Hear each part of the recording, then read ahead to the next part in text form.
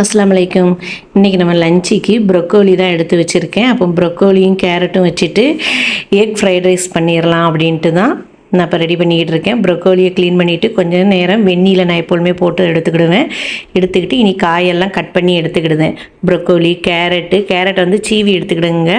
2 டைப்பாக நான் ஒன்று குட்டி குட்டியாகவும் ஒன்று நீளமாகவும் கேரட் சீவி வச்சுருக்கேன். அதுக்கப்புறம் பல்லாரி, கேப்சிகம், மல்லி இலை, கருவேப்பிலையை தான் போட்டுட்டு ஒரு பாத்திரத்தில் எண்ணெய் ஊற்றிட்டு கடுகு, உளுந்தம்பருப்பு, சீரகம், பல்லாரி, இஞ்சி வெள்ளைப்பூடு பேஸ்ட்டு எல்லாம் போட்டு நல்லா வதக்குங்க. வதக்கிட்டு கேப்சிகத்தையும் அது கூட ஒன்றா போடுங்க. அதுக்கப்புறம் கேரட்டு ஒன்றா போடுங்க.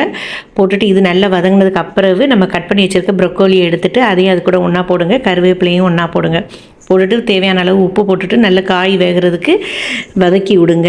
நல்லா வதங்குறதுக்கு தண்ணி ஊற்றாமல் மூடி போட்டு வேக வைங்க. இது மூடி போட்டு ஒரு 10 நிமிஷம் வெந்தால் போதும்.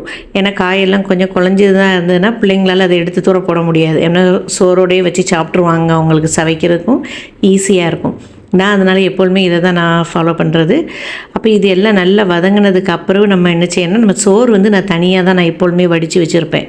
நம்ம வந்து சாதாரண பொன்னி அரிசிலையும் செய்யலாம், இல்லை சீரக சம்பாவில் செய்யலாம், இல்லை பாஸ்மதி ரைஸில் செய்யலாம். அரிசி வந்து எந்த அரிசினாலும் அது நம்மளோட விருப்பத்துக்கு கேட்க நம்ம செஞ்சுக்கலாம். அப்போ அது சோறு வேக போட்டு அது வடித்து எடுத்து வச்சுருக்கேன். அதுக்கப்புறம் இது காய் வெந்துருச்சான்னு திருப்பி ஒரு தடவை நான் கிளறி கொடுத்து பார்க்கேன். காயெல்லாம் நல்லா வெந்துருச்சு. அதுக்கப்புறம் நம்ம தேவைக்கேற்ப முட்டை சேர்த்துக்கிடுங்க. நான் வந்தில் 2 முட்டை தான் எடுத்திருக்கேன். 2 முட்டையை காயை சைடில் ஒதுக்கி வச்சிருச்சு. அதே பாத்திரத்தில் தான் காயை நல்லா ஒதுக்கி வச்சுட்டு அதுக்கப்புறம் அதில் வந்து 2 முட்டையை நம்ம உடச்சி ஊற்றுறோம். அது வந்து முட்டையை வந்து நம்ம டைரெக்டாக உடச்சி ஊற்றாதீங்க. ஏன்னா தனியாக வேறு ஒரு கிண்ணத்தில் உடச்சி ஊற்றுங்க. ஏன்னா சில சமயம் முட்டை வந்து கெட்டுப்போன முட்டையாக இருந்ததுன்னா நமக்கு அது எல்லாமே வேஸ்ட்டாக போயிடும். அதனால் நம்ம முட்டையை டைரெக்டாக ஊற்றாமல் நான் வேறு ஒரு பாத்திரத்தில் வச்சு தான் நான் அதில் ஊற்றுறேன்.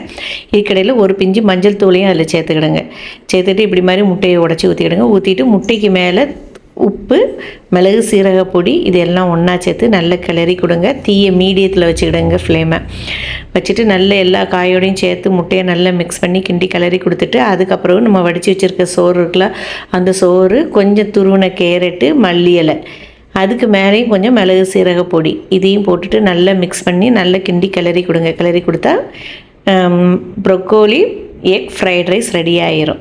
ஏன்னா ப்ரொக்கோலி சாப்பிடாத குழந்தைங்களுக்கு இந்த மாதிரி நீங்களும் ட்ரை பண்ணி பாருங்கள். மேலே சாஸ் வச்சு ஊற்றிக்கிடுங்க. அலைக்கும் சலாம்.